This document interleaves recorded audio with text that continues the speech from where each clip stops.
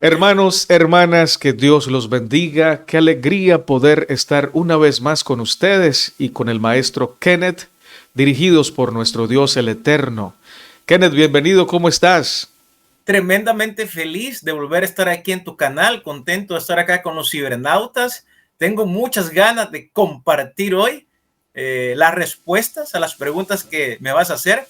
De hecho, en la mística hebrea se dice que es más importante aprender a preguntar que responder, porque son las preguntas las que nos hacen crecer. Particularmente, Natanael, aquellas preguntas que no podemos responder por el momento son aquellas que tienen más potencia. Por eso tú te Excelente. vas a dar cuenta de algo. En el ministerio de Jesús nunca faltaron las preguntas. ¿Quién dicen los hombres que soy yo? Esa es una pregunta de un montón de preguntas. Es Y, más, solamente quiero decirte algo, Natanael, para que comencemos ya a disfrutar de esta tremenda entrevista. A menudo, en el mundo cristiano del cual provengo, se dice, Jesús es la respuesta. ujú. Pues bien, queridos amigos, la verdad es que Jesús vino a hacer muchas preguntas. Y a veces respondía las preguntas que le hacían con otra respuesta. ¿Cómo lees? Eso, eso es muy rabínico también. Los rabinos, cuando les preguntan, también por regla general, suelen, como tú bien dices, Natanael, responder con otra pregunta. De esa manera, el alumno y el maestro, al intercambiar preguntas, van ampliando su mente. Lo Ujú. que en mística se va a decir ampliando su odre, ampliando su recipiente. Por eso después Lucas va a decir en los últimos capítulos, entonces Jesús les abrió el entendimiento. Esa es la labor de un maestro de mística hebrea, para que aquí la audiencia no se asuste, ¿no? ¿Qué son este montón de cosas con las cuales nos pretenden abrir la mente? La labor del místico o del rabino, tal como lo fue Jesús o Yeshua de Nazaret, es llegar a abrir el entendimiento de sus alumnos. Amén. Tal cual dice Lucas capítulo 23. Lo creo, lo creo. Ok, maestro, gracias por esa excelentísima y exquisita introducción. Dios te siga usando con poder. Maestro, vamos a hablar hoy de Apocalipsis capítulo 13. Y la primera pregunta con la que quiero comenzar es, sabemos que la primera bestia que surge del mar fue herida de muerte. ¿En qué consistió esa herida de muerte? ¿Y qué significa que fue sanada? Muy bien, muy importante. No sé cuántos van a recordar la primera entrevista que hicimos acerca de Apocalipsis. Espero la vuelvan a repasar. Entonces, lo otro también importante a la hora de interpretar es ponernos en los zapatos o en los pies de los que escucharon o recibieron primero el mensaje de Juan. Ujú. Y recordemos que Juan le está escribiendo a las 7 iglesias o a las 7 congregaciones en el Asia Menor. Así que, ¿quién es la bestia que murió? Comencemos por allí. Luego tú me dices qué es lo que sigue de la pregunta. Pero ¿quién es la bestia que fue herida de muerte y que luego resucita? Es importante entender que los que recibieron el mensaje críptico, codificado de Juan, sabían a lo que Juan estaba haciendo alusión. Si vamos a la historia, nos daremos cuenta que esa bestia era identificada en la comunidad apostólica como Nerón.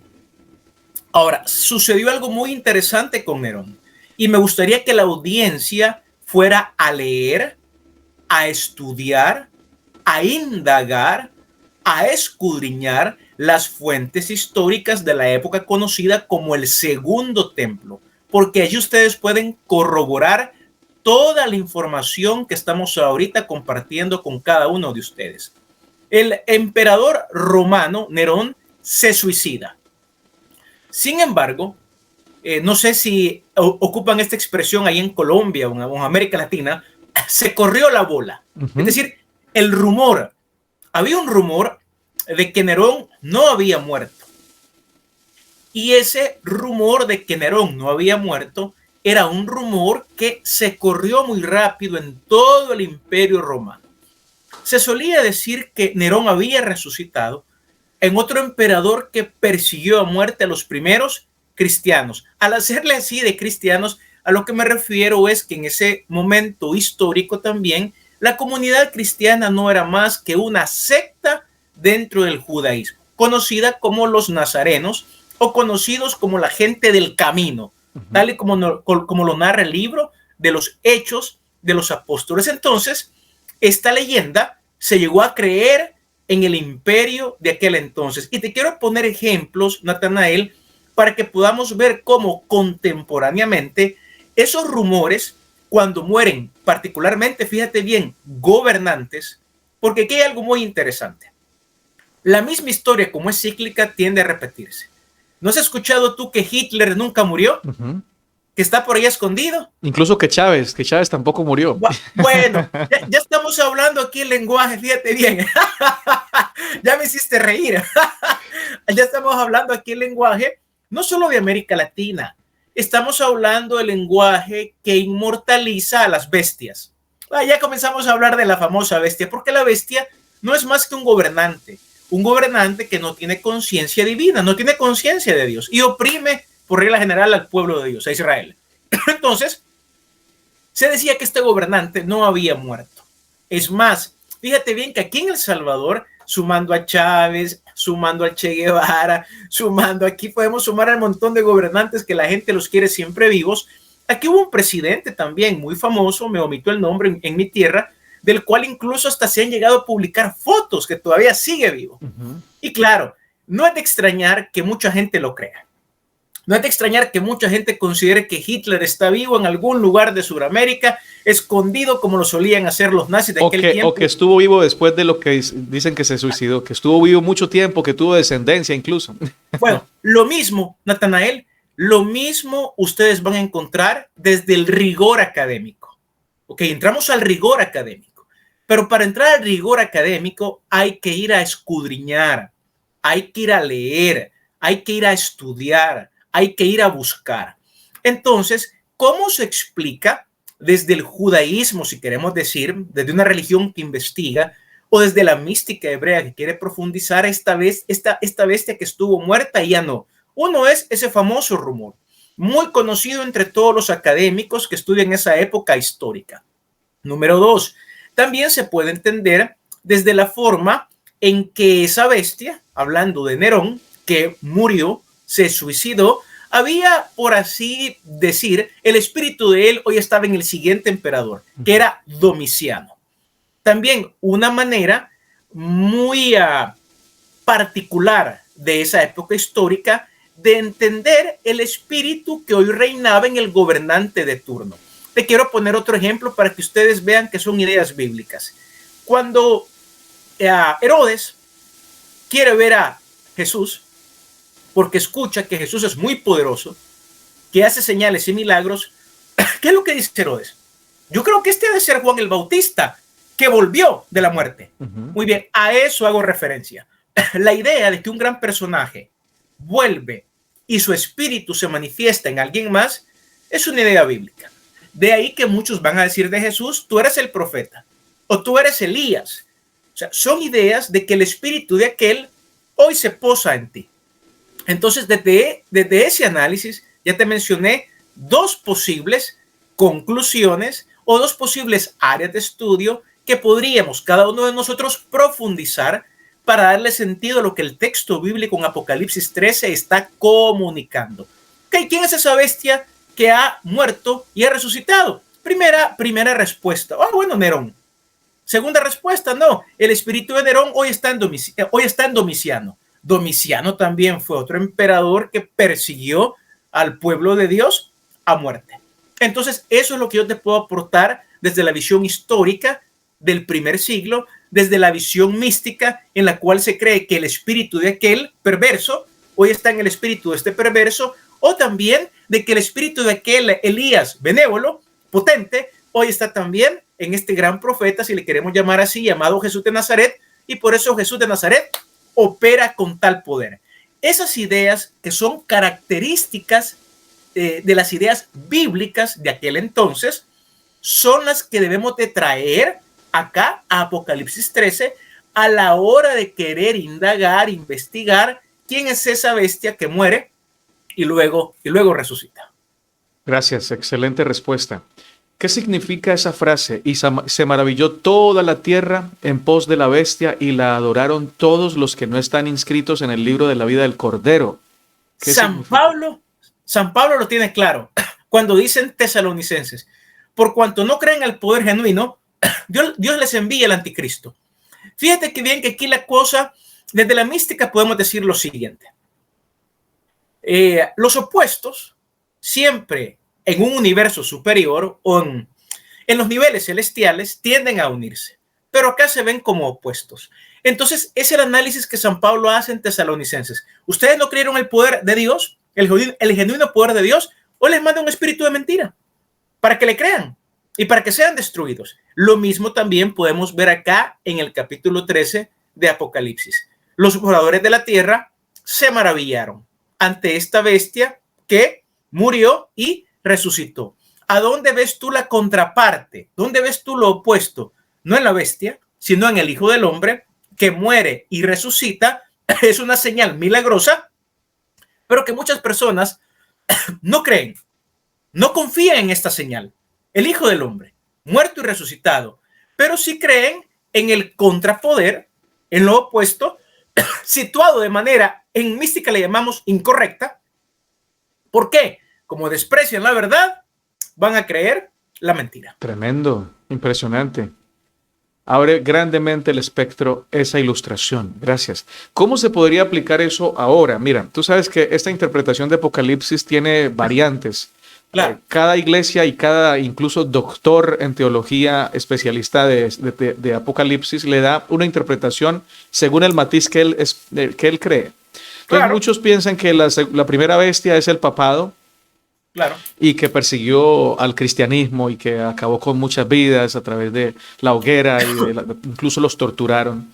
Y entonces dicen que la imagen de la bestia es la unión de todas las iglesias cristianas siguiendo el ejemplo de la primera bestia, es decir, estableciendo una unidad entre lo político y lo religioso para ejercer leyes civiles de tal manera que si no se hace lo que la primera bestia dice, entonces haya persecución y muerte. Entonces, así lo aplican.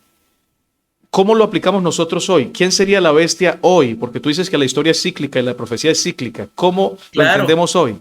Vamos a revelar quién es la bestia y vamos a revelar lo que es el 666 en este programa. Bueno, lo primero es, Natanael, decir lo que tú dices. Se respeta lo que otras tradiciones religiosas, lo que otros maestros dicen. ¿Por qué?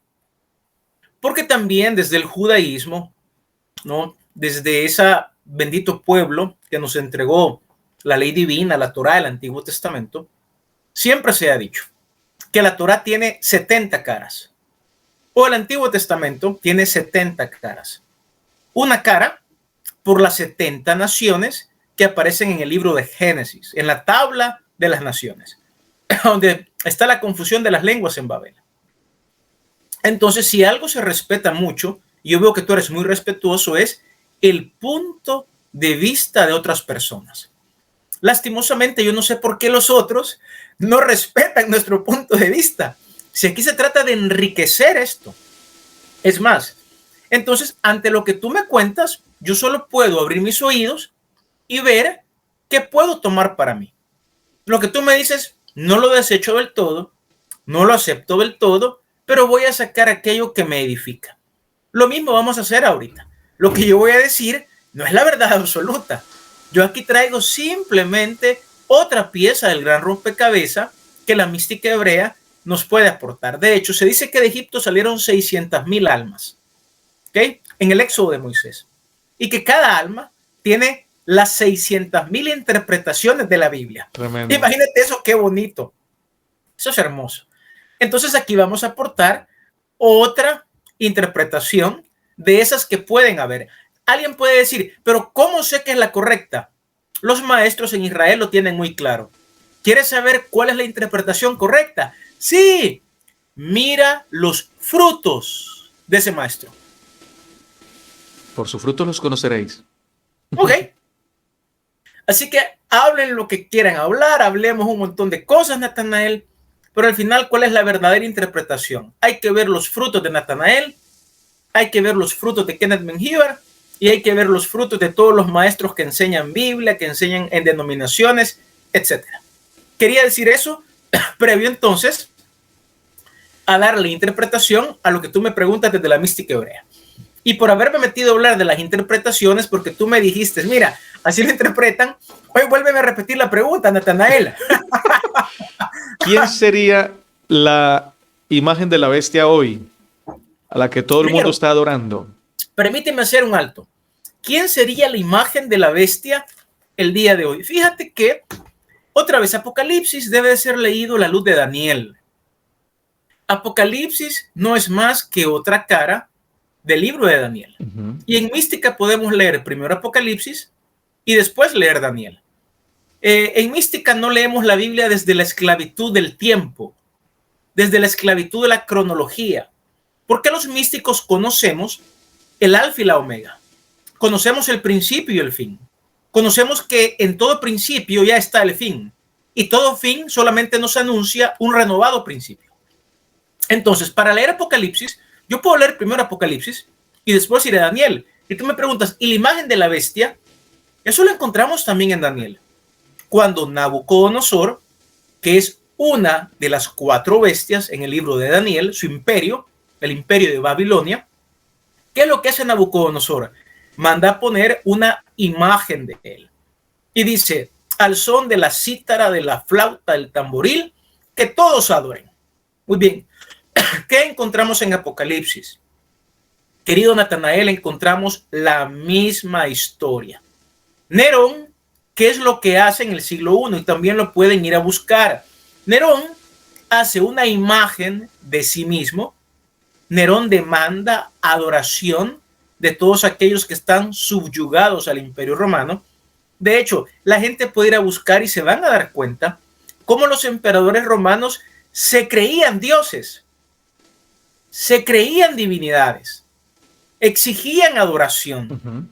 El pueblo los llegaba no solamente a venerar, sino que a adorar, al igual que Nabucodonosor. Y Nerón, a la imagen que mandó hacer de sí mismo, se le llamaba a eso Neriópolis. Imagínate, lo vuelvo a decir, Neriópolis. Pueden ustedes ir a googlear. Hoy estas cosas ya no son secretos.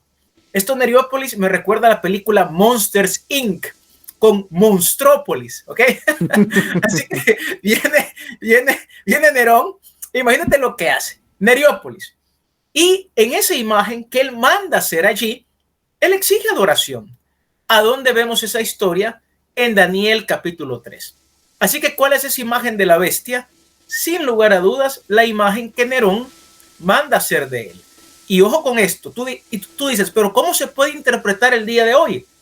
Siempre hay bestias. Y a mí me gustaría que aquí la gente se agarre del asiento. Porque ¿qué es una bestia? Es un ser humano con complejo de que él tiene el trono que solo le pertenece a Dios y que el trono es de él, y exige que lo adoren, que le hagan la venia. Usa el poder político para exigir adoración. Sí, usa el poder político para exigir adoración. Ahora, pero yo quiero que se agarren. No solo el poder político, Natanael. O usa el poder eclesiástico para que le digan amén. O usa el poder eclesiástico para hacer doctrinas humanas ante las cuales los súbditos digan así es. Usa el poder de la institución religiosa, llámese cristiana o católica romana, para que todo el mundo asienta y no cuestione ante no decretos políticos, decretos dogmáticos que son lo mismo que las constituciones de los países. Y claro, si los políticos ocupan el ejército, las bestias de las iglesias ocupan a su séquito de seguidores incondicionales para que sometan a la gente. ¿Y cuál es el castigo? Si no se someten, los vamos a excomulgar. Así que no nos equivoquemos. Yo creo que aquí entramos a algo ya muy delicado. La bestia, y tú lo dijiste, une poder político, quiere poder religioso. Por eso tú vas a ver que Roma, ¿qué quiere Roma? No solamente quiere el poder del agua, quiere el poder de la tierra. Fíjate que la bestia sale del agua. ¿Cuál es la bestia que sale del mar? Roma. ¿Y cuál es la bestia que está en la tierra? Es el poder político, el poder de los sacerdotes romanos. Y por sacerdotes romanos no me refiero a la Iglesia Católica Romana, me refiero a los sacerdotes romanos paganos del siglo I, porque quiero traer siempre a colación que estamos hablando de un libro que también merece ser estudiado a la luz de su contexto histórico, cultural, léxico, sintáctico, teológico, místico de la época. Entonces, ¿qué es lo que sucede acá? Estamos viendo entonces esa unión de un montón de poderes ¿para qué? Para que me adoren. Mira, Natanael, no es secreto. En América Latina, los pastores no nos contentamos ya con el poder de la iglesia, sino que cuando un candidato va a la presidencia, ¿acaso en la iglesia evangélica en Colombia no buscan hacer alianza? ¿Acaso los presidentes no comienzan a buscar a los pastores para unir el poder político con el poder religioso para que voten con ellos? Natanael, alguien me pregunta, ¿y quién es la bestia moderna? Esos tipos, esos sujetos, que lo que andan buscando en verdad es ser adorados, hacer alianzas que fortalezcan su posición de poder. Jesús, Juan el Bautista, Juan en la isla de Patmos lo tienen muy claro. ¿Qué es el poder? El poder lo tiene aquel que sirve a los demás. Impresionante, el verdadero poder. O sea que podemos decir que el sistema de la bestia permea toda institución política, incluso religiosa, en donde se manifiesta ese espíritu de la bestia cuando se le dice a la persona, si no crees lo que yo enseño, te vas para el infierno. No eres de los nuestros. Bueno, ¿sabes qué es él? Está jugando el papel del falso profeta de la bestia. El falso profeta exige adoración. Fíjate bien, por eso en Apocalipsis dice, se les exige. Fíjate, yo me pregunto una cosa, ¿qué va a pasar en la verdadera iglesia que está compuesta por muchas denominaciones cuando dejemos de exigir y la gente haga las cosas por gracia, por lo que tú dices, porque Dios nos ama? ¿Por qué la gente necesita que les exijamos que lo hagan y si no se van a ir al infierno? Ya comenzamos a manipular a la gente. O Dios los va a maldecir. Dios los va a maldecir, ¿verdad? No, mira, Natanael, me encanta este programa porque estamos abriendo los ojos para aquel que los quiera abrir a decirles, miren, una bestia no es alguien que, o sea, no es algo más que alguien a través de la manipulación, a través del miedo, a través del temor, a través de decretos humanos, quiere hacerme entrar, quiere exigirme adoración a su sistema babilónico y él va a decir que ese es el verdadero sistema. ¿Sabes qué? En verdad, alguien que sigue a Jesús, mira, Natanael, no lo digo por halagarte, pero se parece mucho a ti. Uno dice, aquí está otro punto de vista, el que lo quiera bien y el que no lo quiera también, porque al final, Natanael, algo sabemos los místicos. Tú eres un místico, lo que pasa es que todavía no lo sabes. A ti vendrán y contigo vendrán, como dijo Jesús, conmigo vendrán los que el Padre me ha dado. Amén. Ni uno más, ni uno menos. Entonces, la mística es la destrucción, o yo diría la espiritualidad, o los discípulos. ¿Por qué el poder no los quiere? Ni el poder religioso ni el poder político. No los quiere porque siempre van a decir que el camino para conectarse con Dios está abierto para todo ser humano. Amén. Independientemente de la religión que profese. Gloria a Dios. Gracias, Kenneth. Y gloria a Dios por lo que dices. No merezco tus palabras, pero las recibe el Eterno, que Él es el que pone lo bueno en ti y en mí. Kenneth está enfermito, por eso está tosiendo, por eso está tomando té y por eso ha destapado un caramelito para ayudar a la garganta. A pesar de estar enfermo, ha decidido hacer la entrevista y le agradezco profundamente. Recuerden que él es autor de un excelente libro. Se llama, Kenneth, ilústranos. Jesús y la Cábala. Excelente libro. Debajo del video les pongo la dirección de Kenneth para que vayan a su canal, se suscriban y allí le hagan preguntas. ¿Cómo puedo conseguir tu libro? ¿Y cómo puedo suscribirme o inscribirme en la Escuela de Mística Judía contigo? Y él les va a dar respuesta. Creo que ya algunos lo han hecho porque me han preguntado a mí y yo los he mandado para tu canal. Espero que te hayan preguntado a ti.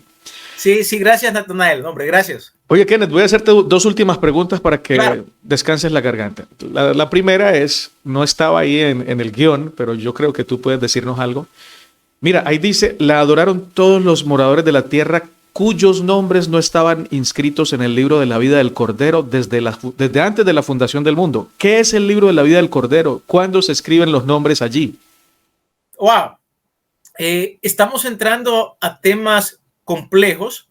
No voy a evitar la pregunta, solamente quiero dar lo que puedo dar ahorita. Es decir, no se puede dar mucho porque es mucho lo que has preguntado. Sí, es verdad.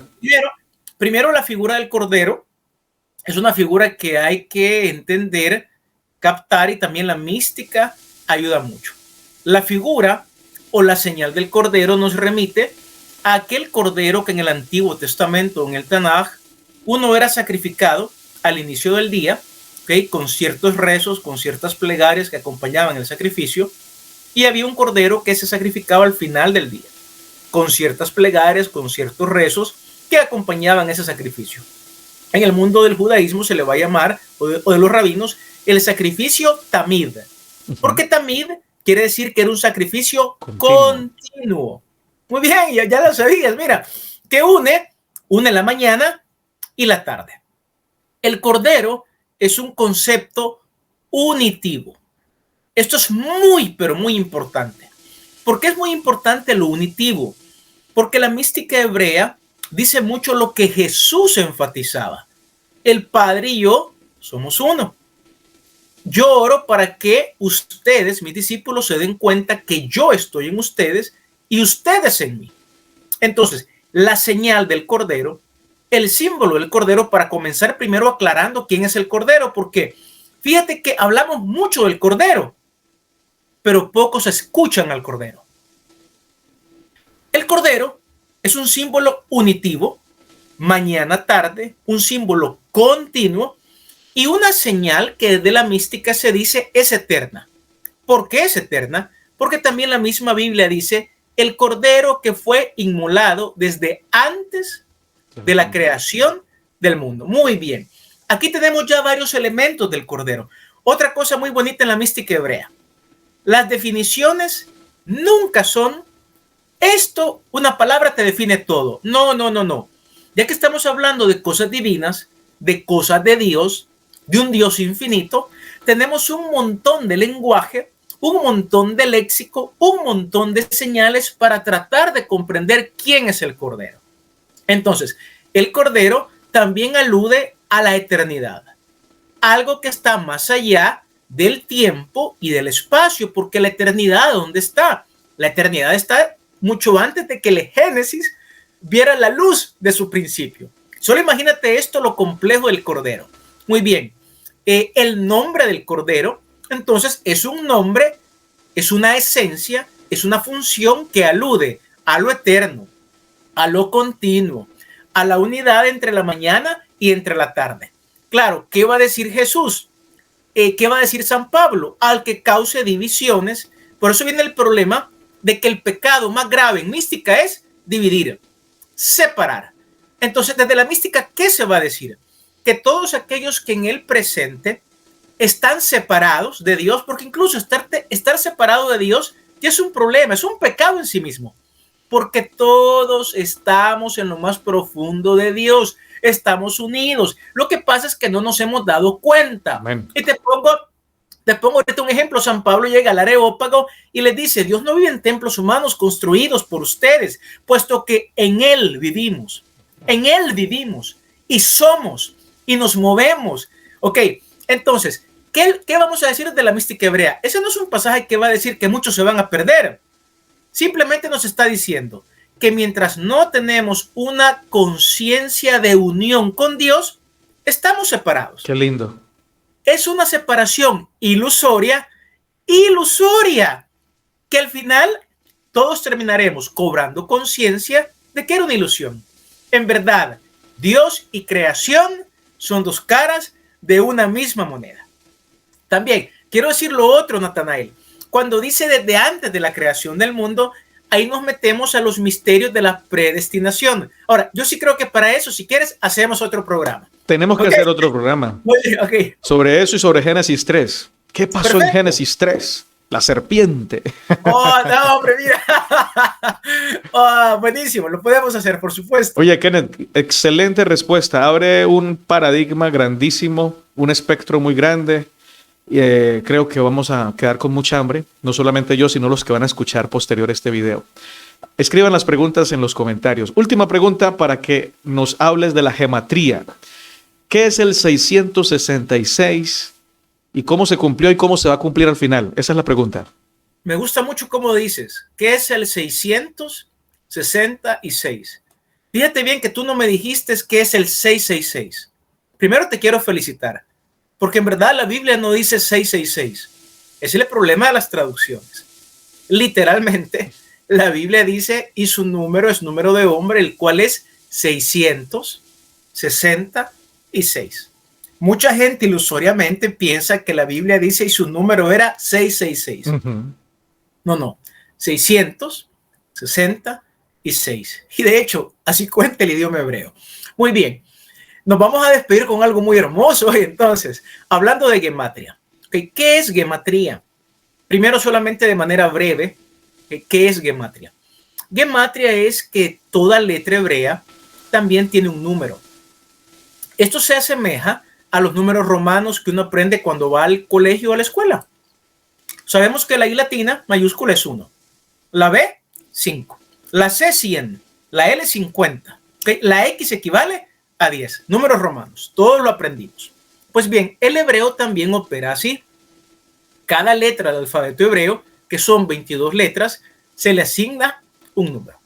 La primera letra del alfabeto hebreo, que es la letra Aleph, que correspondería, digamos, a la A, aunque la Aleph es silenciosa, tiene el número 1. La segunda letra, Bet, tiene el número 2. La tercera letra, Gimel, el número 3. Entonces, ¿qué hace, digamos, el rabino que quiere ir más allá de lo que la letra dice? Fíjate bien, cuando San Pablo dice, la letra mata y el espíritu da vida, es lo que el místico quiere hacer. La letra tiene su lugar, así como mi cuerpo tiene su lugar. Pero mi cuerpo de carne y sangre un día va a morir. Por eso se dice que la letra se va a morir, pero el espíritu, lo de adentro, permanece. ¿Cómo es que se penetra al misterio que esconde la letra? Bueno, se penetra llevando la letra al número. ¿Y por qué se lleva el número? Para tratar, digamos, de descifrar, tratar de llegar a algo más profundo que en mística se va a decir. La letra me lo oculta. Entonces yo tengo que saber qué hay atrás de la letra. Es más, te quiero decir algo. Este concepto, Natanael, incluso los abogados lo manejan. Cuando dicen, esa es la ley, pero tenemos que ver el espíritu de la ley. Así dicen, ¿ok? ¿Te has fijado? Los abogados lo manejan. Es el mismo concepto. Entonces, el místico, desesperado por querer tener más luz, se mete a la gematria para tratar de descubrir el famoso espíritu de la letra. Ok, en Apocalipsis pasa algo interesante. La comunidad apostólica estaba siendo perseguida y tenían también que ocultar, cuando ellos hablaban, con lenguaje críptico, con códigos, a quién se estaban refiriendo. Entonces, vamos a ocupar un poquito de gematria para el 666. Muy bien, bestia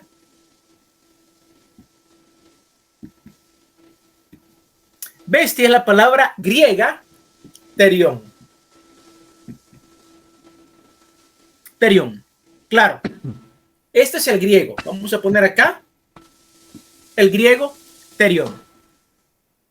Pero recordemos que la audiencia de San Juan es una audiencia que está muy familiarizada con el idioma hebreo y con el arameo. De hecho, los grandes estudiosos de esta época histórica van a afirmar que el pueblo hablaba un arameo y cuando hacían sus rezos, ¿okay?, los hacían en el idioma hebreo. Entonces, la palabra bestia, si bien es cierto, aparece en griego en el texto, debemos de pasarla al idioma, voy a poner acá, hebreo. Y en hebreo la palabra bestia es terión, o sea, terión transliterado. No importa que no se pueda leer hebreo, pero quiero dibujar aquí una letra tab, quiero dibujar acá una letra reish, quiero dibujar una yod, quiero dibujar una bab y quiero dibujar una nun final. Terión, griego, al transliterarlo al idioma hebreo, terión, de hecho, yo creo que los cibernautas van a notar que el hebreo se escribe de derecha a izquierda. Esto ya me da paso a una reflexión. Hay que tratar de ver el mundo al revés. Para tratar de captar el sentido bíblico, hay que pensar no solamente de izquierda a derecha, hay que pensar de derecha a izquierda. Muy bien, ¿cuánto vale la letra tab? Vale 100. ¿Cuánto vale la letra resh? Vale 200. ¿Cuánto vale la letra Yod? Vale 10. ¿Cuánto vale la Bab? Vale 6. ¿Cuánto vale la Nun? Vale 50. Si sumamos la palabra bestia, que ha sido transliterada del griego terión, obtenemos 6, 6, 6. Es decir, obtenemos 666. Entonces, cuando la comunidad apostólica hablaba de la bestia, refiriéndose al 666, era como ocupar un código. Esto también se ocupa en los grupos, por decir así, que temen una persecución política. Ellos no van a decir en un mensaje de WhatsApp, miren, aquí viene Chávez a perseguirlo. Yo creo que ya que hablamos de gobernantes, ¿no? Ellos ocupan códigos para hablar. Miren, puede ser que en esta reunión aparezca de repente el 666. Ellos entienden lo que están diciendo. No así aquellos que no pertenecen a la comunidad de discípulos. Muy bien. Entonces, este número 666, ¿a qué gobernante romano? No es que alude, sino que sin lugar a dudas se refiere. Pues se refiere, lo vamos a poner acá para revelar la identidad del 666 en la época de los apóstoles. ¿A qué bestia romana hacía alusión? Recordemos que la bestia tenía también 10 cuernos, los césares romanos. Pues hacía alusión a la bestia que se escribe con una letra Kuf, con una letra Samaj, con una letra Reish, con una letra Nun, con una letra Reish, con una Bab y con una Nun final. ¿Qué significa estas letras hebreas? Que si las sumamos, aquí la Kuf equivale a 100, la Samaj a 60, la Reish a 200, la Nun a 50, la Reish a 200, la Bab a 6 y la Nun a 50. Muy bien, tenemos también 666. Kenneth, ¿sí? Pero en la primera suma no da 666. ¿Cómo no? Tenemos aquí, perdón, 4. Muchas gracias. Muchas gracias, Natanael. Y gracias por haberme lo dicho. La tab equivale a 400, no gracias, a 100. Gracias a ti. Gracias, Natanael. Muy bien. La última letra del alfabeto hebreo es 400. Así es. Yo me había equivocado en ponerle 100. Es 400. Gracias a ti. Tenemos 666. Aquí abajo, si sumamos los 100 de la Kof, los 60 de la Samaj, los 200 de la Reish, los 50 de la Nun, los 200 de la Reish otra vez, los 6 de la Bab y los 50 de la Nun, y también los cibernautas lo pueden hacer. No va a ser que nos hayamos equivocado otra vez. Ahí sí da. Vamos a obtener 666. Ahora, Natanael, ¿qué significa este nombre hebreo? Muy bien, aquí estamos escribiendo César Nerón. Impresionante. César Nerón. Perfectamente. Correcto. César Nerón. O sea, un buen judío lo podía contar con esa clave y se daría cuenta a quién se refería Juan. Total, correcto.